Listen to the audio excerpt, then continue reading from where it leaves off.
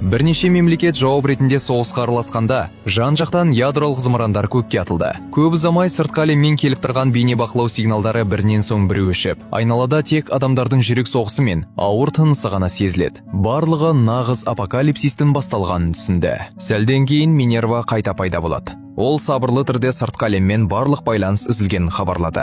Олар антенна жойылған болуы мүмкін деп топшылайды. Жөндеу үшін қызметкерлердің бірі сыртқа шығуға дайындалды. Ол жағдайда іште отырғандардың бәрі көре алу үшін өзімен бірге камера алып шығады. Оператор кері санақ бастап, экран біртіндеп үлкейе түсті. Есік ашылған сәтте ішке көз қаратпайтын қызғылт сары жарық төгіледі. Аспанды қою сары түсті сәуле басып тұрғандай көрінді. Сонда ғана олар бункердің сырттағы қауіптен қорғайтын жалғыз қалқанға айналғанын түсінеді. Кенет трансляция үзіліп кетті. Минерва барлығына қарап, сырттағы жағдай біз ойлағаннан да күрделі. Барлығыңыз күмбездің ішінде қалуларыңыз керек. Сендерге көрпелер мен тамақ беріледі. Сабыр сақтап, демалыңыздар дейді. Күмбезден шыққан соң Минерва риза кейіппен жымиды.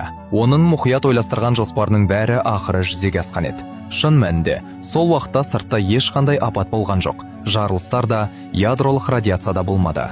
Аспан шайдай ашық, көл беті тып-тыныш. Ешқандай апокалипсис болған жоқ. Ақыр заман туралы айтылған ескертулердің барлығы Минерваның байларға әдейі айтқан өтірігі ғана еді. Сериалдың атауы «Бункер для богачей».